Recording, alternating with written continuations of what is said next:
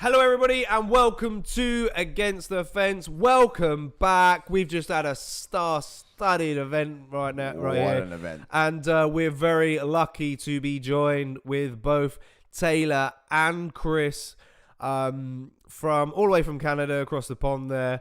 And these guys tune in every week to us now, and your support has been much appreciated. Thank you, guys. We love you guys, 100%, without a doubt. And we can't wait to hear your thoughts on this card. So what did you make of it overall, guys? Yeah, Pleasure to be back, gentlemen. Thank you for having us. always a pleasure. Yeah. Pleasure's ours, honestly. I don't mind. Why don't you go first, Kris? Yeah, I thought that it was a very highly rated card, like on paper, and I think that it very much lived up to the hype. Signed, sealed, delivered. Oh, absolutely. That Yeah. all the fights were bangers. You started out with Michael Chandler and Justin Gaethje, and they put on a massive performance. Yeah, And then Shane Burgos and what's his name? Billy Q. Billy Q.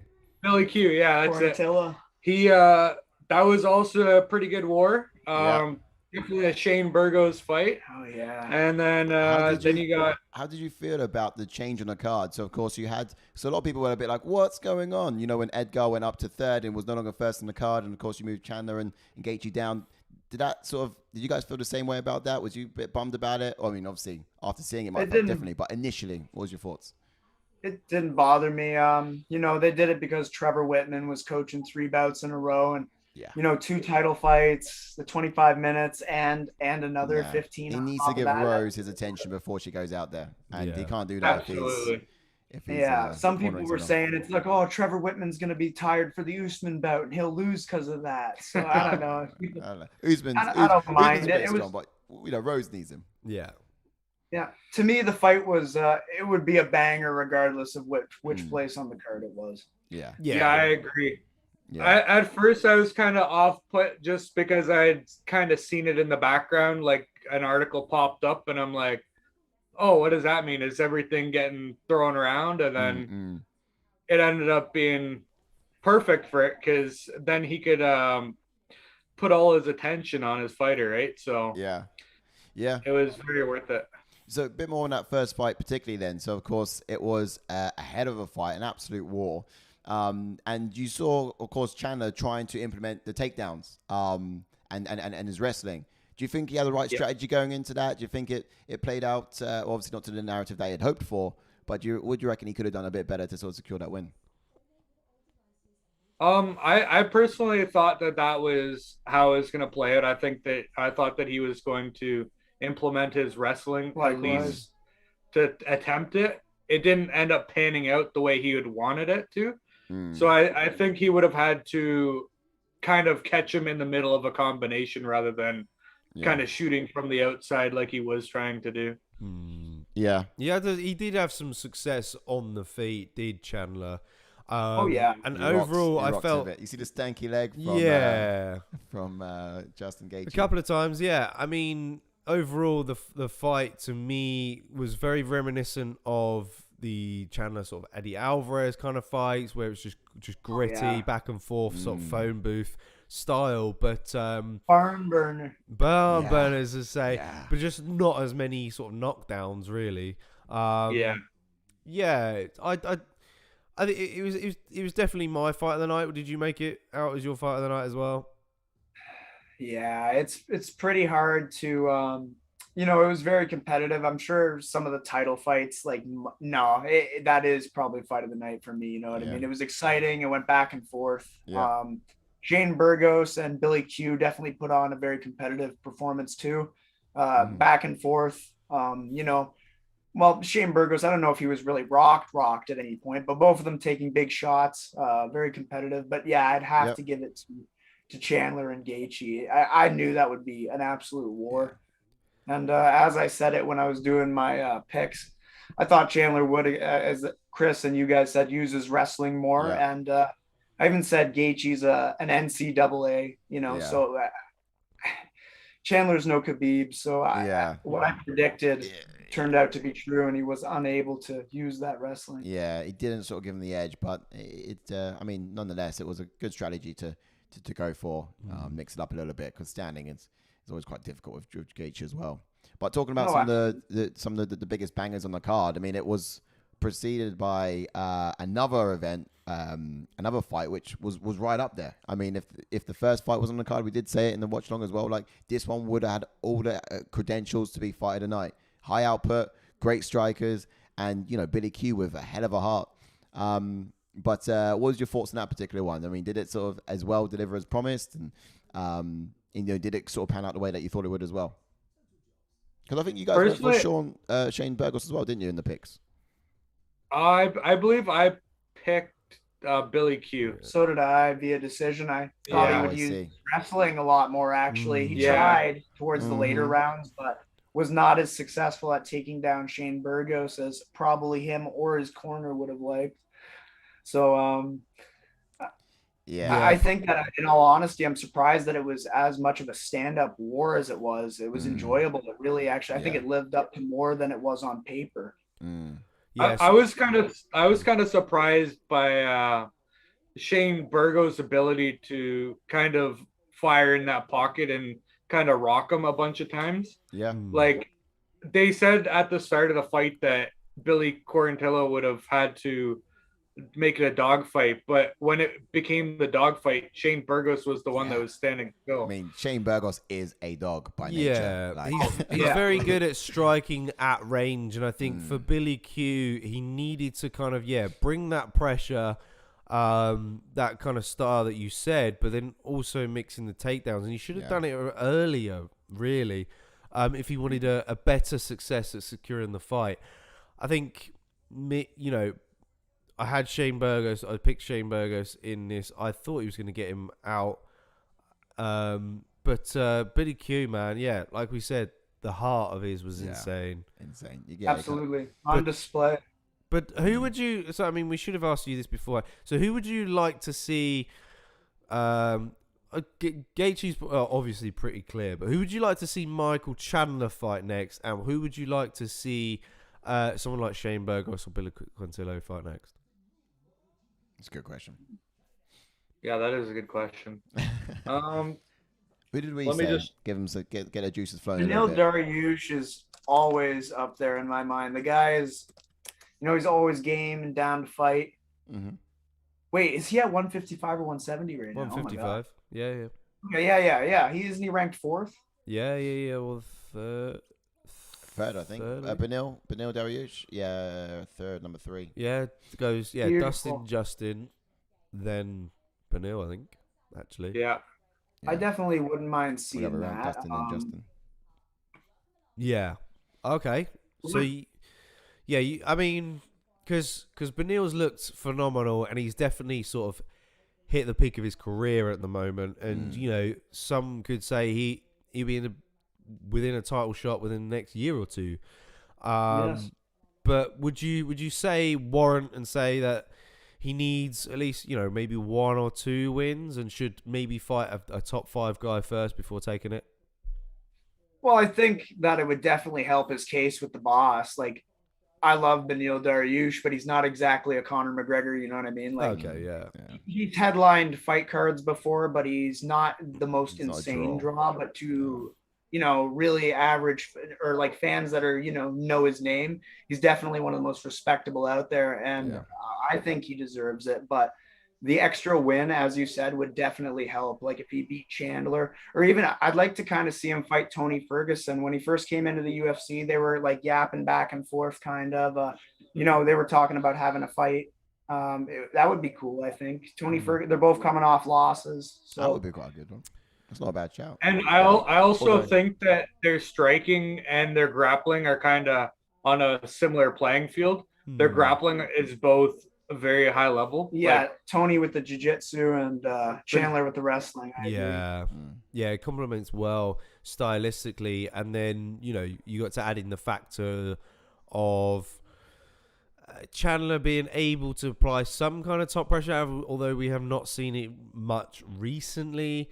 And And then at the same time, you've got Tony, who, you know, works so well off of his back. There are so many good options still yet in this division for Tony Ferguson. Yeah, I think it's difficult to say, really, isn't it? Yeah. You know, as much as Chandler it would be great to see Chandler fight Tony.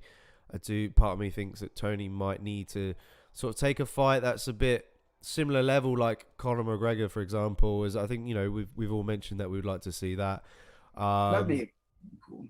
Yeah, that would be cool, because I mean, Tony Ferguson otherwise would be fighting someone who's a lot higher than him in the rankings when he's coming off of 2 or 3 straight losses. So it'd be a little bit. Yeah, true enough.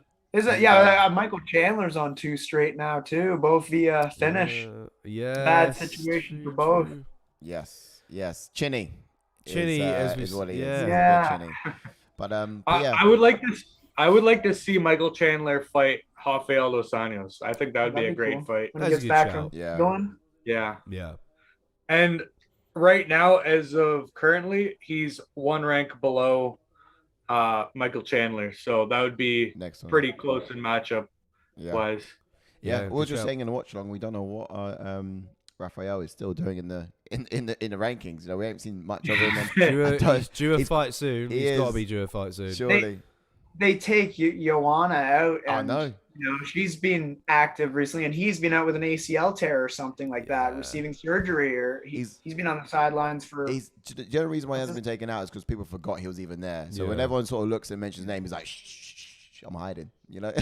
Well, to be fair, you also have to remember Conor McGregor had a very long period of inactivity, and he stayed in the rankings pretty close to the top, even though he wasn't doing anything. I'm going to fight Cerrone welterweight, and I'm going to earn myself a title shot at lightweight, yeah,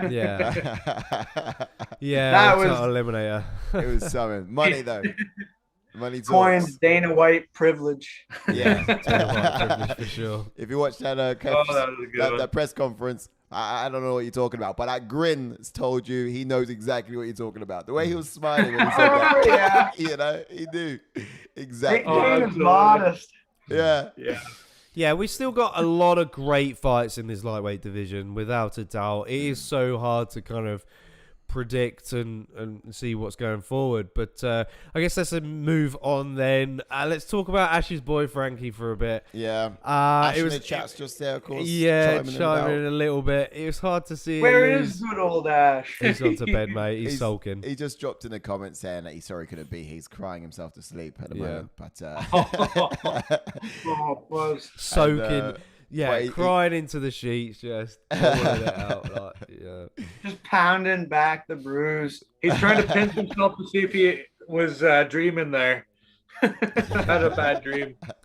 Hoping, But I mean, you know, I think you guys kind of picked Marlon Vera as well. Didn't really count him out of this fight. Frankie did look good at the start. What did you make of both guys' performances? You want to go first? Sure. I believe that Frankie Edgar still has some fights left in him. It just, whether he's in the mix for the top people, I am not 100% sure. He did a very good job taking him down and securing the position. Yeah. But when it got to the feet, you could tell that the length was a hindrance to him. He couldn't find his way in, and it's exactly what Ash said. How the hell does Vera make bantamweight? Yeah, exactly. Yeah. There's certainly a bit of breadth to that guy, isn't there? Yeah. Well, then you also have to look at the thought that Frankie Edgar used to fight at 155, fighting people like Tony Ferguson, who's like 6 foot tall. Yeah. And it's like, what those the people heck they is saw. that? Ben Henderson was a tall huge guy compared to him. When they were fighting their trilogy, he was always getting bullied by Gray Maynard. Yeah. And then, go ahead. Sorry, no, go for you. Go for it. All right. And then Marlon Vera, he showed pretty much what I thought he would. He obviously, Frankie Edgar is a very good wrestler, so I figured it would be pretty easy for him to get it down to the ground. Now, I wasn't 100% sure on Marlon's ability to get up, which he showed that he didn't have the ability to get up to his feet. at least at first. Hmm. But I think that the striking disparity kind of played out as I would have thought it would have. Yeah, you could kind of see that Marlon. I mean, he was very composed and kind of was really waiting for those opportunities to kind of counter off of Frankie's flurries, and you know that's kind of what has been the game plan. Yeah. He knew he could get bit by Frankie and bite back harder, so he was just waiting for him. Yeah. Yeah. And what I was saying in the watch long as well, I mean, how do you feel about Frankie's career continuing? So we had a question like, you know, does he sort of hang up the gloves now and just sort of stop getting beat? Or, you know, what I strongly felt was like either that's the option for him or he needs to bring something else to his game. I mean, he's now. I just don't feel like he's changed much. He's now 1 and 2 in the bantamweight division. So you don't think it makes sense for him to hang up his glove? I don't want him to retire. I don't know. Sorry, you go, Jordan. I'm sorry. For me now, especially as years gone on, it's kind of more and more difficult to see these sort of older, weathered fighters continue to compete. I mean, you know, this sport is still fairly fresh and new, so to speak. You know, it's as old as we are, and you know, you're seeing the damaging effects over the years. You know, especially with the likes of, you know, with CTE, when you see it in, you know, Chuck Liddell and things like that, and I've seen it firsthand almost. Gary Goodridge, baby. Yeah, and you know, in part of me, you just don't want to see that in someone like a legend like Frankie Edgar, who's been there, done that. He's, you know, never a foot out of mark. He's always, you know, been so humble and so respected, and you know, you don't want to see him take these further damagements. You know, the Chen Sun Jung knockout was very hideous to watch. The Brian Ortega one was just complete vicious, and then he got annihilated. Yeah, Sanhagen, that was just too quick and too merciless. Yeah, so you got to think now, where are you at? But no, I 100% get it. The flip side of it, you've got he had a great performance nonetheless. Other than that, until that moment. Yeah. Well, I wouldn't want him to just retire on the losses that he's on. I think he, like with Robbie Lawler, for instance, what I said is they keep feeding him murderers and he's losing. Same thing with Tyron Woodley. I think that these vets and these older guys, as you said, we all love these guys. They should be fighting their peers, not their, you know, people that are coming up. Like it's just not fair. And when we match two vets against each other, like Nick Diaz and Robbie Lawler, it was a good fight and they were both competitive with one another. And no one got too hurt in that. You know what I mean? No one was knocked out cold while Diaz kind of gave. Yeah. But well, that's the counter with someone like Robbie Lawler. Like I wouldn't say Robbie Lawler's near finished as yet because he was losing, but he wasn't getting starched. No, you know, he was just getting outworked by, you know, the likes of Neil Magny, who are a lot younger than him. So is the thing. The name that these guys create for themselves is timeless, but their bodies are not. Yeah. So you know, you're robbing up to Robbie Lawler says so much more than, you know, an older Robbie Lawler actually is, because of course he's no longer matched up to what he was when he was at his peak. Absolutely. And that's what people sort of expect when they do these matchups, I think, often at times. Yeah. But yeah, I mean, we did suggest the legends for Frankie next, perhaps. Yeah. But so what would you suggest then for Frankie if you do want to see him continue competing? Let's check the top 15. Who's in the top 15 that's older? One sec. Well, I had one. We got Aldo, but that's Nah. Yeah, I don't want that. Even a Sun Tzu's getting older, actually. Yeah. See, I said a Sun Tzu. He's coming off a bad loss. Yeah, but he's probably due. I don't know if he's been recovering from injury or what, but he's definitely due a fight soon because he hasn't fought since that Cody Garbrandt knockout. He had COVID, I think, if that was him. I don't remember if he had to cancel a bout for due to COVID. Can't remember.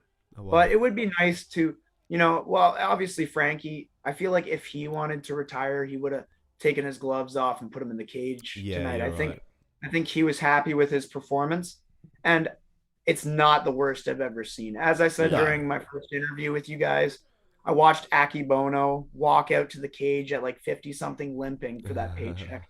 As you said, it's a new sport. Our athletes just aren't paid as much as other sports, and they cannot retire comfortably.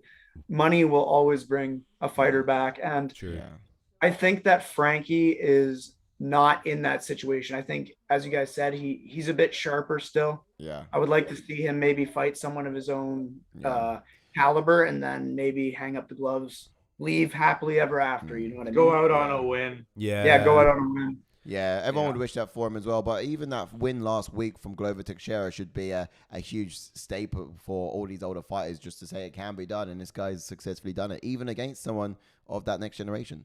So absolutely, that should be a bit of motivation for all the, not to call them oldies, legends. I think the Sansel makes all the sense. Absolutely. That'd be quite good. The heavier divisions definitely have a bit more luxury in terms of weight. You know what I mean?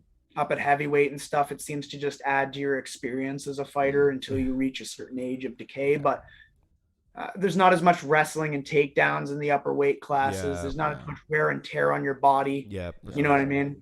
It's different when you're doing it in practice and you can say, hey, you're putting a lot of pressure on this area. Can you chill for a second? Or, you know, in a fight, no one's going to do that and you're not going to say anything. So, Well, the other thing is the lower weight classes have the ability to just bang on each other for 25 straight minutes. Whereas the upper weight classes, they tend to tire out much quicker. Or knock each other out before it can even get that. Put them out with one punch or something like that. So you're not going to get the same wear and tear. Yeah, exactly. Agreed. But yeah, you know, it's something, as I said, it's a fight that I really didn't want to vote for Vera. In my heart, it's a treasonous feeling. Like, why would you go with your guy? And there's points where Ash was killing me because I was going like Frankie too. Even though I love those little squeals going on there. I'm like Frank. Yeah, that's good shit. It was hard to put him down.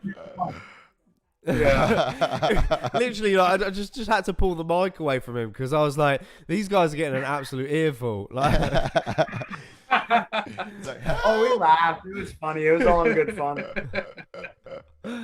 Oh dear! What was your setup like? Ash, we love you, man. Yeah.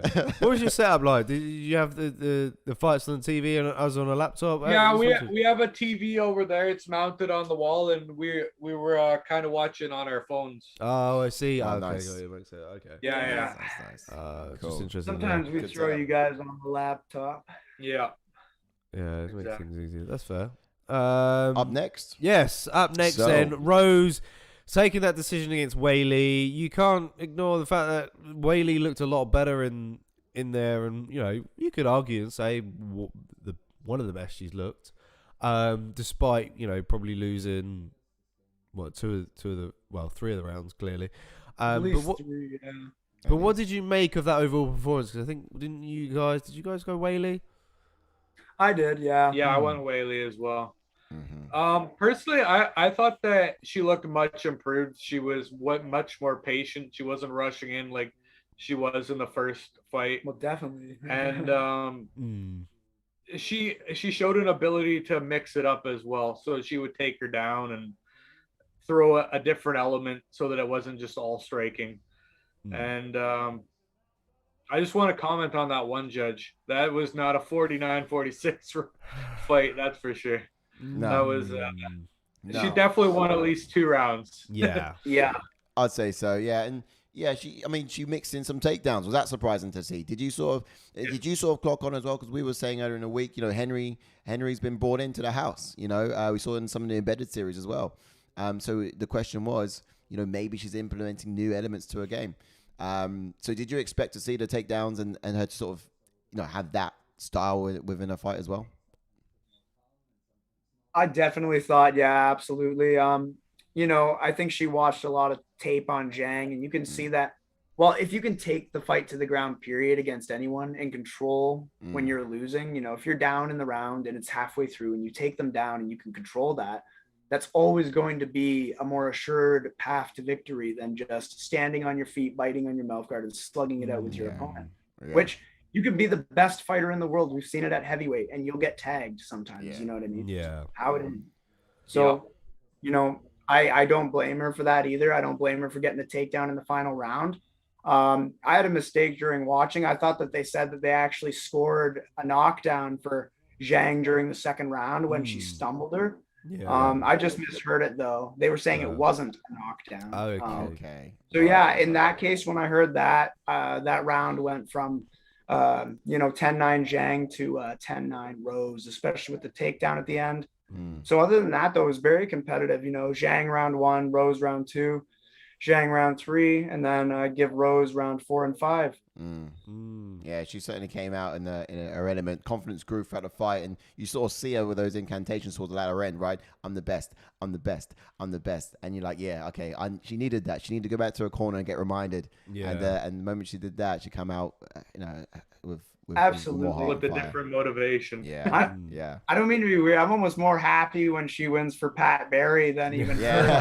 Like, I love Pat Barry. He's put on some great shows for us, the fans. Yeah. Like if you guys are watching and you've never seen Czech Congo versus Pat Barry, that fight on YouTube. 30 seconds of absolute hell on earth. Oh man, yeah. To be fair, that would have been stopped nowadays. Oh yeah, big time. Yeah. Oh, absolutely. Back then, he was a little bit more susceptible to letting it go on a little bit, and it's also quite shocking how that fight. Well, it would have been close to make our top 5 as most entertaining fights of all time. How it didn't get in there is beyond me. Top 5 biggest comebacks, in my opinion, for sure. Just because of how bad he was losing and that complete turnaround, and in the midst of utter chaos. Yeah. And then he knocks him out cold and walks around the ring like this, like he didn't just involuntarily lose control of like all of his bodily functions for like 3 times. Absolutely. I need to watch that back to remind myself of that one. Dude, it's worth the watch. So good, man. Yeah. So good. Watch That's plastered all over Facebook like no tomorrow. Like the best fight of all time. Yeah. But yeah, overall, I don't personally, and it's nothing to do with like I think she's an amazing fighter. I don't like Rose as much compared to some other champions. I like Joanna a lot more, even though she's kind of rude at points. Yeah. But I am happy for her. It was truly a good performance, and she went out there and she did the right things, necessary to maintain that title. Yep. Well, she's got some options now at that 115-pound division. You've got Carlos Esparza, who does have a win over Rose, but at the same time, and a former champion, of course, as well. But then at the same time, you've got up-and-coming Marina Rodriguez, who's looked phenomenal this year and has had the best year yet. Absolutely. Yeah. So which Mackenzie one? Dern, even though she just lost, but she still lost to Rodriguez. I mean, that would probably be conversations for maybe someone like Wiley Zhang. I guess coming off a loss still. Who else is in the mix there for Wiley Zhang potentially? Zhao Yan Nan. She's also coming off a loss, though. Yeah, she's also coming off a loss. Yeah, I would like to see Dern against Wiley to be fair at some point. Yeah. That would be good. That would be good. But Rodriguez got some competitive striking ability, which should be well matched for either Rose or Zhang, to be fair, if they ever were to meet on the right circumstances. Search it up quick. If I remember correctly, Esparza actually won the title off of Rose at the end of Ultimate Fighter. 20 of the Ultimate Fighter. Yeah. So that would be nice to see a rematch between them, settle the difference. Poetic. Yeah, so you'd rather see that, yeah? I mean, I think Carla Esparza's kind of earned it, really. She really has. Since losing the belt against Joanna, she's been up and down in the division. She's had a couple of losses. But, she's really lately found her rhythm back. And she's made a lot of adjustments to her game, especially on her takedown entries. Absolutely. From strikes. And, yeah, I want to see that fight, I think, next. I would like to see it, too. I think it's probably the best thing for the division, too, as well. Even though, Carla Esparza isn't the biggest draw to the UFC. No, that's the thing. That's what I was going to say, yeah. Like, I think draw-wise, I think Rodriguez and Rose makes a lot more sense and is a little bit more entertaining and juicy in some ways. I agree. But then I guess if you put the Carla Esparza one, you do have that loss that Rose has had against them. Oh yeah, the promotional package they would put together for it would be great. Yeah. But yeah, no, you're right, spot on. So we're into the main event now, I think. yeah, aren't we? let's Kamaru move on Usman to this versus juicy main Colby event. That Covington. what it was. Oh, man, this was fire. This was it was worth the wait, wasn't it? The whole entire way through the card, it was like it was just that cherry on the cake. We couldn't wait to get for even beyond the duration of the card. We've been waiting for this for ages. This fight to come back. 100%. Yeah. And just a juicy matchup between the two, really. I mean, you see Kobe Covington come in there with all the trash talk and all that sort of hype he brings with his fights, and as per usual. And Kamaru Usman just doing what he said he's going to do often as well. And it went for the full 5 round decision. Do you agree with how it ended? Did you think it was going to get to the decision, or what was your initial thoughts on this one as it played out? Personally, I thought that it'd probably end up going decision. I told my friend who was doing some little sports gambling to bet Alex Vera and Usman. Okay. And then personally, I wanted Colby to win just because. You did go for Colby though in the pick. Yeah, exactly. I stuck with that because one, I didn't want to change my mind. I figured he had as much of a chance as anyone would in the division. He's very talented. Like, he's got good wrestling. Yeah. He definitely got 2 takedowns, whether they want to call it takedowns or not. He did. But it would have counted as a grounded opponent if he was kneed in the face, let's say. But it was taken down. It doesn't count, mate. Sorry. Next time you're advising your guy on people on picks and for fights as well. Tell him to tune on into the People Pick show and look at the breakdowns of each of the ones as well. Because we got pretty successful on picks. I think over at ATF we got a high success. Check out ATF. They will make you stacks, mate. I mean, we never really kind of sell it like that as such.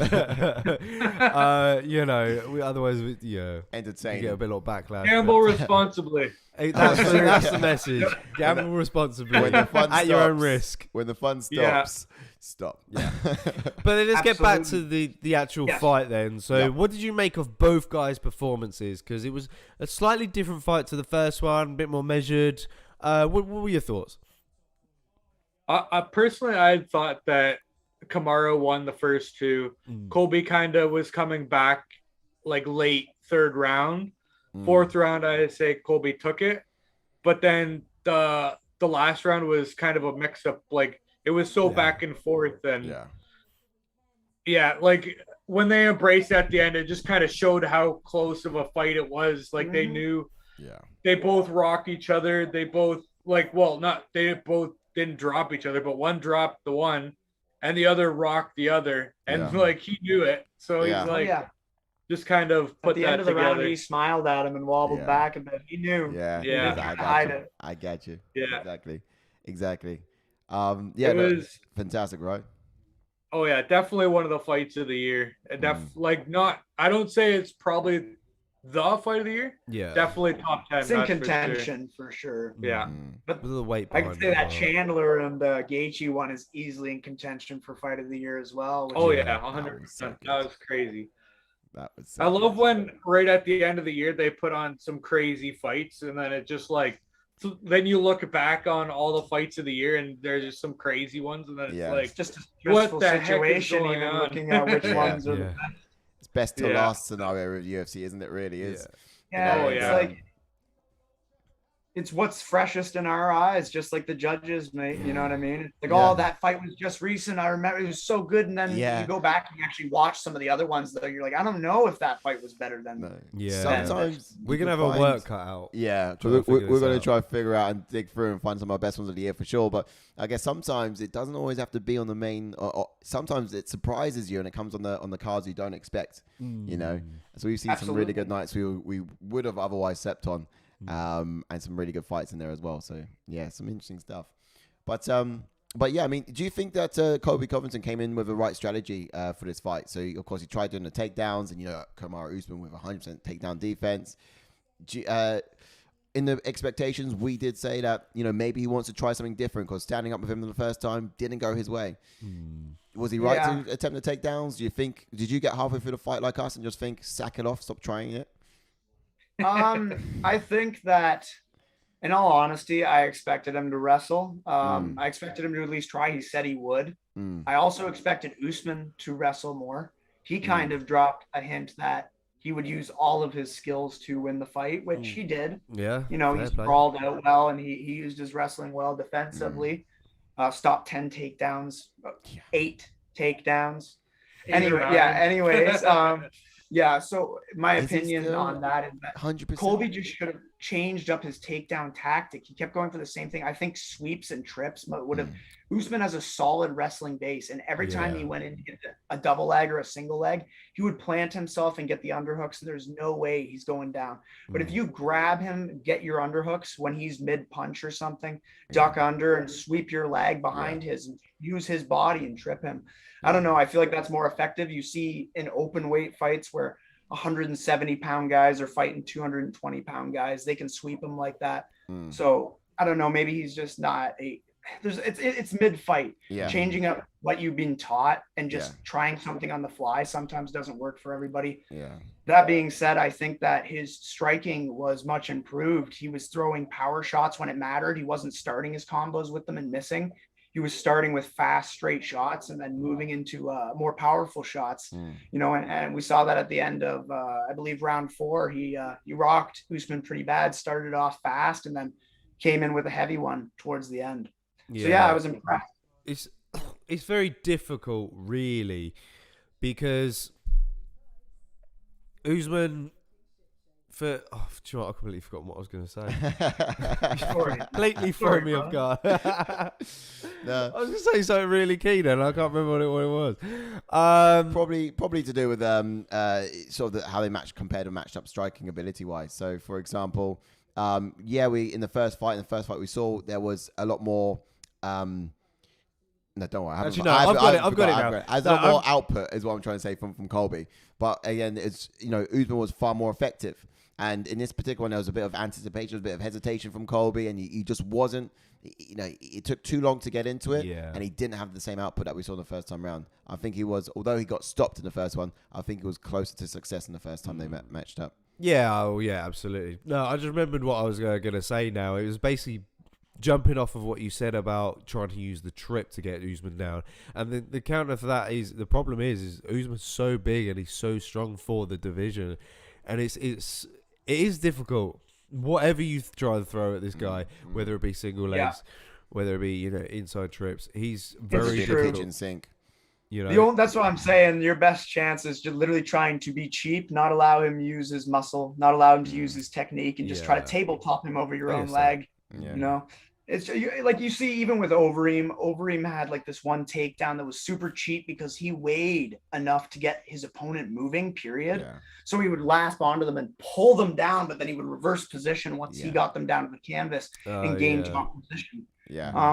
There's certain things that I think he at least should have tried more. He was really only going for one series of takedowns. But that being said, Usman's so dominant and so defensively capable in terms of his wrestling. And really, as we're seeing, like his striking has holes in it. He gets tagged by people he's in fights with. You know what I mean? Which is fine. Like George Masvidal hurt him too. I can't remember which one he hurt him more significantly in, but there was a point in one of their fights where he had him actually in trouble. He was desperate for the takedown.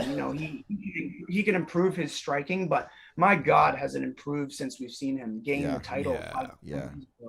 100%.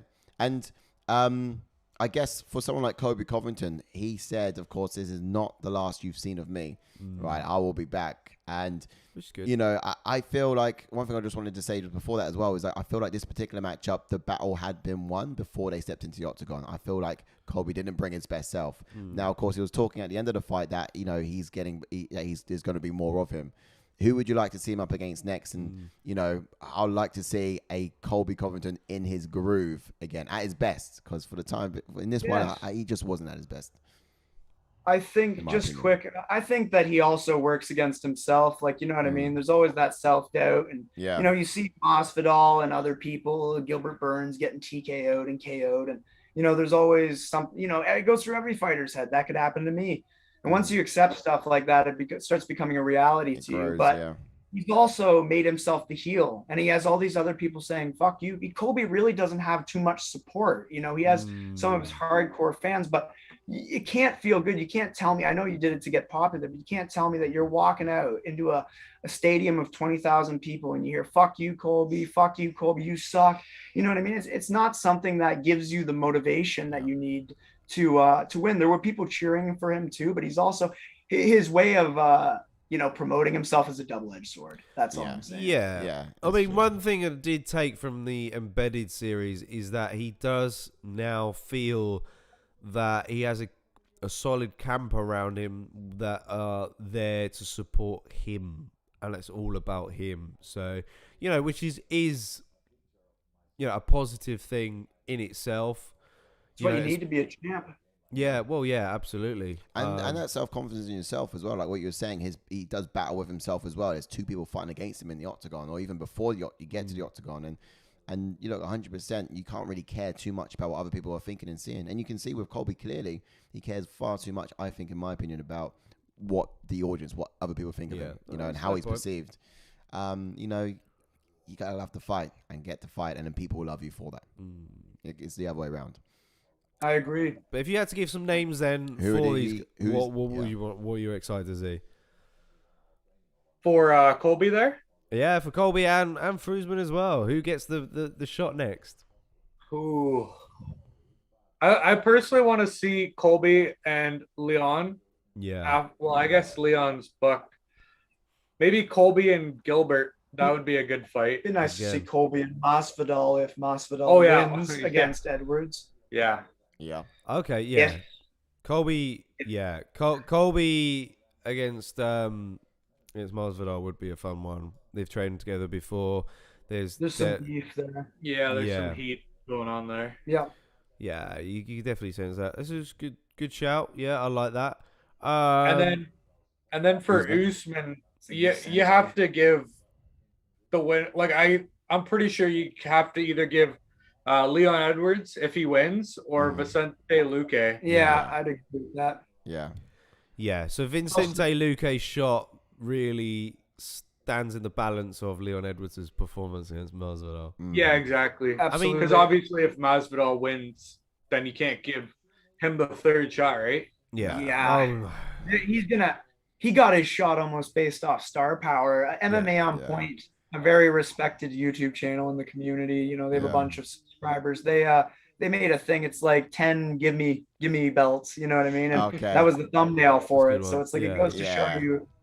The second one, I don't know. It wasn't as earned. And like for instance, Usman, he's got 5 title defenses, but it's against three people. That's it. He's beaten 2 people twice. He's beaten an older Masvidal. He's a paper champ. Yeah, I'd probably I'm gonna jump on that bandwagon with you as well, to be honest. One thing I do want to add was surprisingly is Vicente Luque actually attempted to make weight as a replacement for this fight. He was a little bit overweight. Was he 172? I think so, yeah. But I mean, part of that was it probably was a last minute dip, I reckon.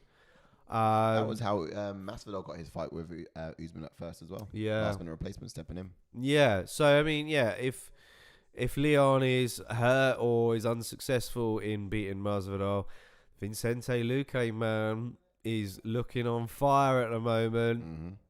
He is one of the people too that has a chance of doing it. You know what I mean? Like we're talking about the people who are capable of like more or less lining up for him divisional wise, and who's lost, who's won, who's working their way up.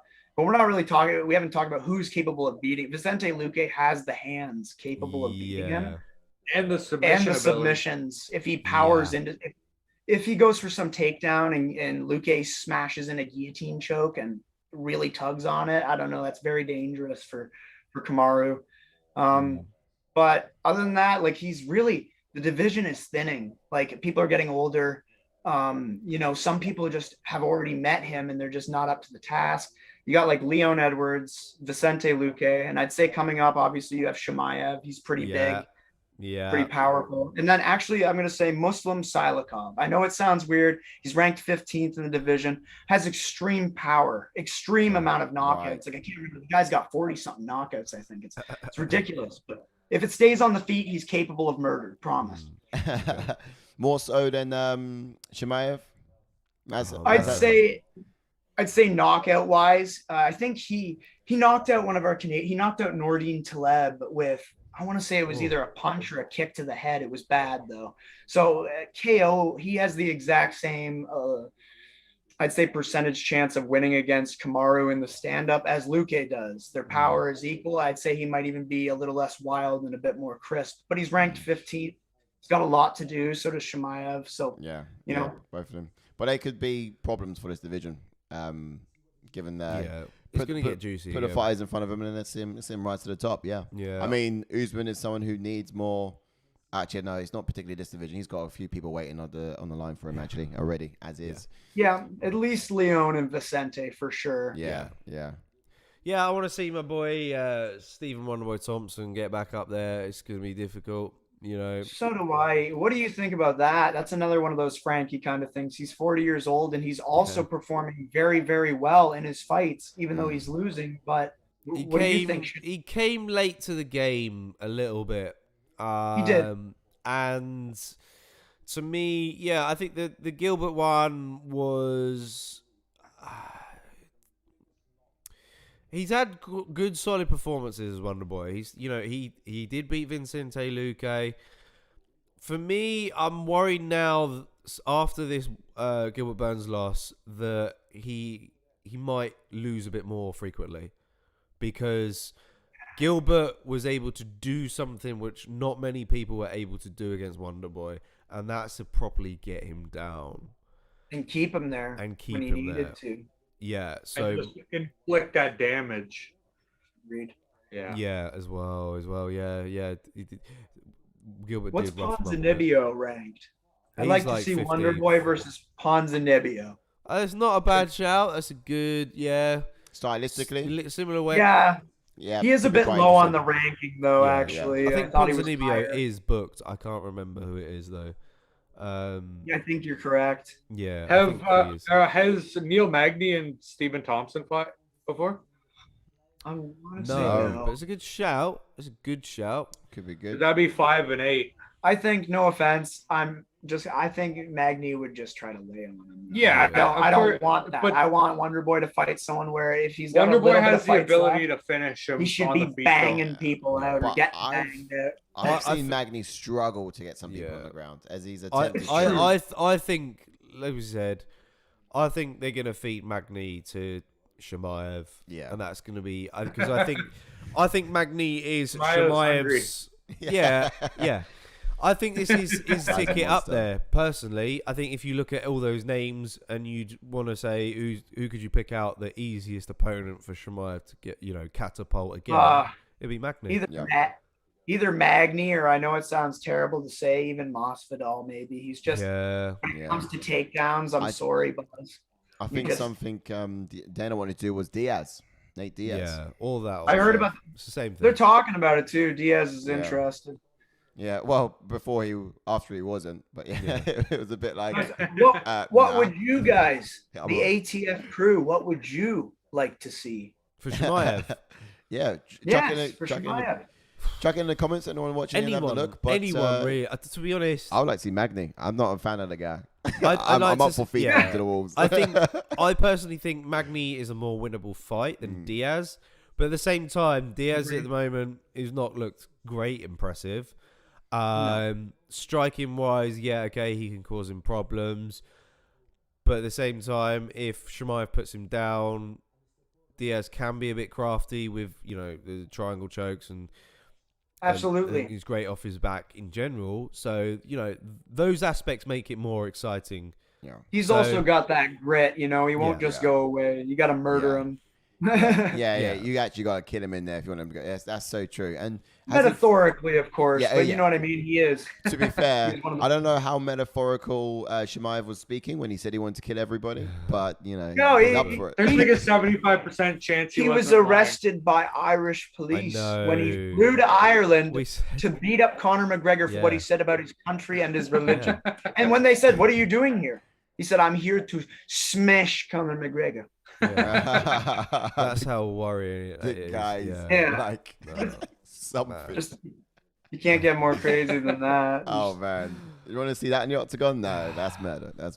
No, I'm on that train, man. I think he's got a future at both welterweight and middleweight. He's going up there and he's starching people. It's really hard to hard to say otherwise until we see someone come up against him where it's like, oh, someone just stopped a takedown. Like he really is. As Dana White said, he's got more UFC fights than he has strikes landed on him. We've really never seen anything like this before ever in the history of the sport. So I am on the train, boys. Yeah, projective. Me too. Yeah. Anyone who stands opposite the octagon from will be either pissing their pants, and I'll be just jumping up and cheering in mine. Like this is it'll be exciting, absolute fire. But yeah, I do want to see him fight again for sure. Yeah, I agree with the Magni. Yeah. All right, guys. Well, we're gonna have to wrap this up because it's very late here. We've been going on for some time. Yeah, no, we're all good, man. It's fun. It's fun. Yeah, it's good to spending speak to you time with boys. Fans. This is what we love to do. Yeah, like fans. Like we said, we love having these conversations, and we could literally be here till all morning. Wait, that is the cows. That is the cows coming home. Yeah, the cows are coming home. 6:45 a.m. here in the UK. Mental. I mean, it's super o'clock at where you are as well. What time is it where you are? Fans. What's that? Fans. Yes. What's your time? Local. 1:45. Wow. Okay. It's pretty late for you. It's not too bad. It's not as bad. I usually I'm at work till 3 a.m. like every day. Okay. So second nature. Night owling. All right then. It's been an absolute pleasure though. We've enjoyed it, and I hope you guys enjoyed it as well. And always looking forward to tap into your minds. Yeah. Look forward to speaking to you guys again very, very soon. Absolutely. Yes. And we'll be in touch, no doubt, via all the juicy stuff, whether it be Twitter or Discord, of course, as well. We got that going, which is amazing. Yes. Yeah. I can't wait to hear from you guys, and we'll sleep tight, and we'll see you again soon. Absolutely. Pleasure. Good night. Have a good night. Thank you again for having us.